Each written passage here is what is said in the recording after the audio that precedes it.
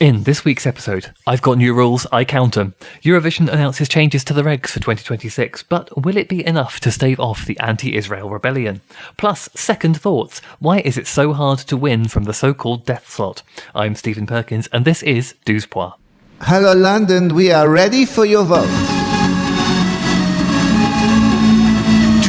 Hello, it is Monday 1st of December, and in lieu of an advent calendar, we're bringing you a brand new deep dive into the history of Eurovision as I crunch the numbers to work out why second in the running order has historically been the spot that nobody wants, and whether we can expect anybody to win the contest from there anytime soon. But first, as always, we're going to take a look through the headlines from the last fortnight. The biggest story of the last 2 weeks has, of course, been the announcement from the EBU that they are implementing new rules from the 2026 contest onwards, allegedly in response to the concerns raised by fans and broadcasters alike following this year's event. Those new changes are the return of the juries to the semi-finals, the number of jurors for each country being expanded from 5 to 7, with the stipulation that at least 2 jurors must be aged between 18 and 25, the deployment of enhanced technical safeguards to monitor fraudulent or coordinated voting attempts, the maximum number of votes being capped at 10 rather than 20, and clearer rules on the promotion of songs and artists. Let's go through each of them in turn. First of all, the return of the juries to the semi-finals. It feels slightly farcical that this has happened as part of a rules patch to restore faith in the integrity of the voting process, given that the reason for removing juries from the semi-finals from 2023 onwards was because there was obvious corruption in the jury votes in 2022. The EBU has stated that jurors will have to sign a formal declaration stating that they will vote independently and impartially, although quite what's stopping them from doing this while making a huge theatrical wink to the camera is a little unclear. Having said all of that, I do ultimately support the return of the juries to the semi-finals because I think it will make the process fairer. The problem with the system that we have at the moment is that the absence of juries in the semi-finals means that all of the countries who have to actually compete in them try to enter the most televote-friendly songs they can think of in order to secure their qualification through to the final, only to find themselves then playing by a completely different set of rules on the Saturday night when the juries are involved. And it creates a somewhat uneven playing field because it is a problem not faced by the Big Five or the host country. While I don't think that bringing the juries back for the semis is a foolproof solution by any means, I do think that you need to score the semi-finals in the same way that you score the finals, whatever system you are using. As for ensuring that there are younger representatives on the juries themselves, that's an interesting experiment. It's not entirely new to the competition because the voting system used between 1971 and 1973 required the use of just 2 jurors, one over 25 and one under 25, with at least a 10-year age gap between them. But it will be interesting to see how this change plays out and whether it leads to any sort of difference in the trend of the sort of songs that juries tend to vote for. If it does lead to fewer discrepancies between the juries and the televote overall, I'm inclined to see that as a good thing. Moving on to the enhanced technical safeguards. Without having more specific information on what these are, what form they will take, how they will be used, information which I highly doubt the EBU is planning to make public, I have limited faith in this. The EBU has already repeatedly stated that the televote in 2024 and 2025 was robust and legitimate, despite all evidence to the contrary, so this just feels a bit like window dressing. Perhaps more specific information will be revealed to member broadcasters at the General Assembly later this week, but it doesn't seem like something we as mere punters can really draw much of a conclusion from right now. Capping the maximum number of votes at 10 rather than 20, I'm not fully convinced that this is going to restore the integrity of the televote to any noticeable degree. Assuming that most normal Eurovision voters will spread their allocation across multiple entries that they enjoyed, this still means that a concerted, organised campaign for a particular country could skew the results. To my mind, the way to tackle this problem is to do something similar to how the voting works at Junior Eurovision and cap the number of votes each person can give any particular entry at, say, 1 or 2. Simply capping the overall number of votes allowed to be cast might slightly diminish the impact of a coordinated campaign, but it doesn't completely remove it. Finally, the promotion issue. Under the new guidelines, disproportionate voting campaigns are, quote, discouraged, and participating broadcasters and artists are not permitted to actively engage in, facilitate, or contribute to promotional campaigns by third parties, including governments or government agencies, that could influence the voting outcome, and any attempt to unduly influence the result will lead to sanctions. Oh boy. So, after being repeatedly told that Israel weren't doing anything wrong for the last 2 years, the rules have been changed to explicitly outlaw the thing that they and only they were doing. It's all very well saying that the EBU will take action against these sorts of activities, but they've comprehensively failed to do so in the past 2 contests, and I'm not convinced that if it happens again in 2026, the EBU won't just turn around and claim the rules were somehow not broken. Any attempt to unduly influence the result will lead to sanctions should always be the case at the contest, and yet the EBU have ignored what's been going on right under their noses until a group of member broadcasters forced the issue. Again, this seems like a rule whose effectiveness can only really be measured once we see how the 2026 contest goes, and depending on the outcome, it might simply be too late to undo the damage by then. Clearly, these measures were introduced in a bid to quell the threats to withdraw by Ireland, the Netherlands, Slovenia and Spain, though since the new measures were announced, both Slovenia and Spain have released statements that their positions remain unchanged. José Pablo López, the chair of Spanish broadcaster RTVE, stated that the EBU knows that these measures are an improvement but not enough, and more importantly, they do not sanction Israel. We need more measures, and this is what we will raise at the General Assembly. What we asked for months ago is the same that we ask for now. The General Assembly is due to be held on the 4th and 5th of December, so in our next episode, which will be the last one for this year, we'll take a look at the decisions that were made and what that means for the contest going forward. In other news, the Kazakhstan Ministry of Culture and Information has stated that the EBU will consider the possibility of the country's debut at Eurovision early next year. The ministry has, however, stated that their involvement in the contest would require a significant financial investment, as the broadcaster Kabar agency lacks the necessary resources at present.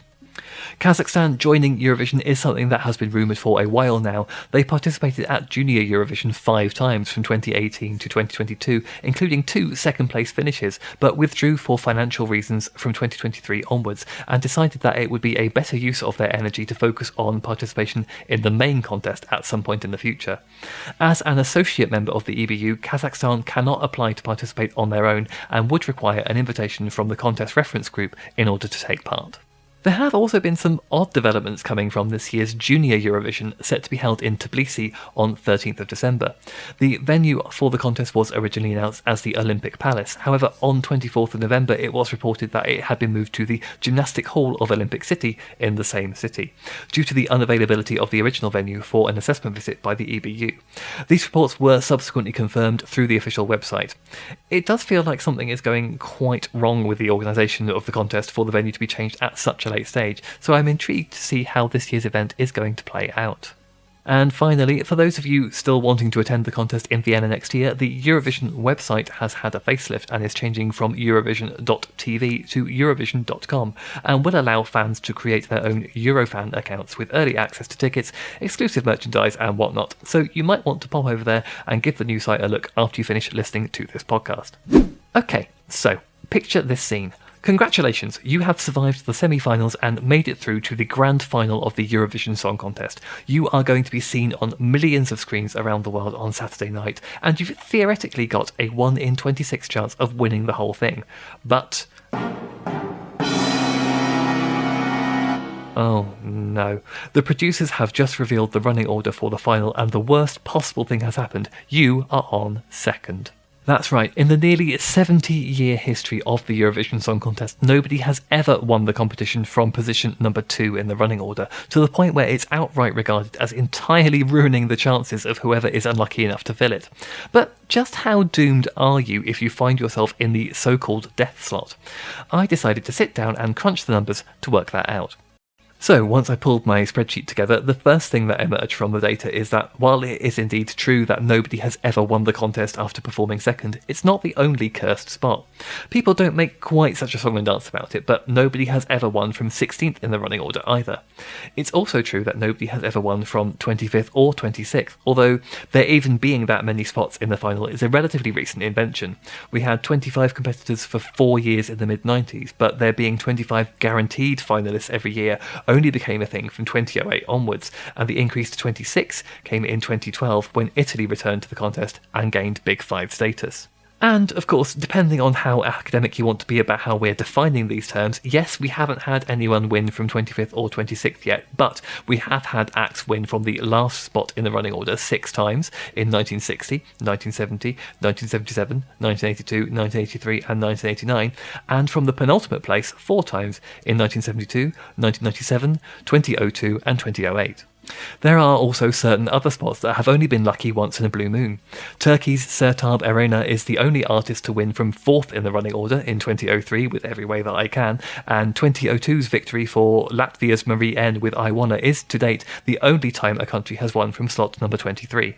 Only the United Kingdom has ever won from 7th, and that was part of the 4-way tie for first place in 1969, so the water is already a bit muddy on that one. And nobody has won from position number 6 since the Netherlands in 1957. However, none of these slots get the same degree of bad press that 2nd does, and perhaps the reason for that is that few countries have even come close to winning from 2nd. To date, the most successful entry to have gone 2nd in the running order in terms of pure podium positions is the United Kingdom's Kathy Kirby with I Belong in 1965, which finished as the runner-up to that year's winner, Luxembourg's France Gall with Poupée de cire, Poupée de sang. There are 3 countries who've managed to take bronze from spot number 2, Turkey's Sednem Paker and Group Ethnic with Dinley in 1997, the United Kingdom's Jessica Garlick with Comeback in 2002, although she had to share 3rd place with Estonia's Salane, who performed 8th on the night, and most recently Ukraine's Aliona and Jerry Hale in 2024 with Teresa and Maria. I wish I could say there was some better news further down the table, but out of all the artists who've performed 2nd at a Eurovision final in this century, Jessica Garlick and Aliona and Jerry are the only acts to have managed a top 5 finish. And when you look at the results from all of the countries who performed 2nd since 2004, they've all ended up on the right-hand side of the final scoreboard, apart from Bosnia and Herzegovina in 2011 and Ukraine in 2023. So it's clear that this isn't just hyperbole. Being on 2nd really does damage your chances of success.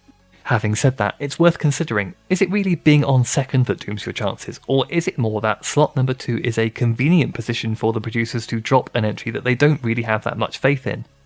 Looking at that period that I was just talking about, from 2004 to the present day, it has been used almost exclusively for songs that had either pre-qualified for the final, or which had been in the lower realms of the qualifying entries from the semis, until the aforementioned 2011 entry from Bosnia and Herzegovina, Love in Rewind by Dino Merlin, which had finished 5th in its semi and went on to place 6th in the final, despite having an unfavourable performance slot. The same trend continued until 2014, where Belarus's Teo with Cheesecake finished 5th in the semi-final, but only 16th in the final. But that feels like a bit of a borderline case at best. It was a moderate success both times it was performed, and it might have placed slightly better if it had been performed in a more favourable slot, but 2014 was a really competitive year, and I don't think that song was likely to land much higher in the overall finishing position wherever you placed it in the running order. After that, we were back in the same territory again until we get to 2024, when Ukraine, who finished 2nd in their semi-final, are put in slot 2 and end up finishing 3rd overall. So I'm really struggling to find a recent example of a song that was a genuine contender to do well and was scuppered by being placed 2nd. It seems to be a place where producers are happy to drop either a song that qualified automatically for the final and is perceived as uncompetitive, or a song that got through in the semis from somewhere between 7th and 10th place. In other words, acts that are just happy to be there at all and have no real expectation of winning. And that's probably because ultimately, at the end of the day, the Eurovision Song Contest is a television show, and the producers want it to have a sense of momentum. Ideally, you want to keep your big hitters to go out somewhere between the middle and 3/4 of the way through. You want a suitably climactic closing song, and you want an opener that is going to get the party started. Somebody has to follow that spectacular opening, so why not one of the lower impact entries to give yourself somewhere to build up to from there? And speaking of going on first, we should probably talk about that briefly. Only 3 countries have ever won from the opening slot. The Netherlands' Teach In with Ding a Dong in 1975, the United Kingdom's Brotherhood of Man with Save Your Kisses for Me the following year, and then Sweden's Herreys with Diggy Loo Diggy Lay in 1984. So even though getting to start the show is something of a prime slot, it's still pretty unlikely to lead you to an overall victory. Up until fairly recently, the narrative was always that you needed to be somewhere around 17th to 23rd in the running order to have the best chance of winning, and those are probably still the best slots you can hope for, but it's not completely make or break. There have been a few occasions recently where a presumed frontrunner has been seemingly sandbagged by drawing a performance slot in the first half, but has still gone on to win. In fact, looking at a sample size of the last 10 contests, 6 of the winners performed 12th or earlier, the earliest being 9th for both Sweden's Loreen with Tattoo in 2023 and Austria's JJ with Wasted Love in 2025. One other thing I wanted to look at while we were here was whether any particular country had been overburdened with second place performance slots over the course of the competition. Before I started actually working out the data, I would have put money on the United Kingdom having performed second more than any other country, because I remembered an era in the early 2000s where we seemed to almost always be on in slot number 2. But the data doesn't quite seem to back that up on either count. We were out in front until as recently as 2025, but the producers in Basel deciding to put Laura Thorne on second with La Poupée Montluçon means that we are now tied with Luxembourg on 6 appearances each. The UK's in 1965, 1974, 1996, 2002, 2005 and 2008, and Luxembourg in 1957, 1967, 1969, 1982, 1984 and 2025. And the Netherlands is hot on the heels of both countries with 5 appearances, the most recent being in the year 2000. So, what have we learned from all of this number crunching? It is still true that you really don't want to be told you're performing second in the final, although the doomed nature of that position is as much of a self-fulfilling prophecy as anything at this point, because producers don't tend to put anything in there that has a particularly strong chance of winning. 2024 being the rare outlier that proves that when you do pop a bona fide crowd pleaser in there, it can still do really well. So is there a chance that someone could win from second in the future? Of course, it's always possible, but realistically you are going to need producers willing to take the risk of putting a heavily favoured song in that slot in the first place, which I imagine a lot of them aren't going to. But I'd love to see someone try. That's it for this episode. Thank you so much for listening. As I mentioned, our next episode will be the last one before we go on hiatus for Christmas, and at present the plan is for that one to be a roundup of where we are in the wake of the EBU's General Assembly later this week, so do keep an ear out for that one in a fortnight's time. If you haven't done so already, please do subscribe on your podcast platform of choice to ensure that all of our upcoming episodes are automatically downloaded to your device, and while you're there, if you feel like we deserve it, I would love for you to leave us a 5-star review to help us climb those all-important podcast charts. We will be back in 2 weeks, so until then, good night Europe and good morning Australia.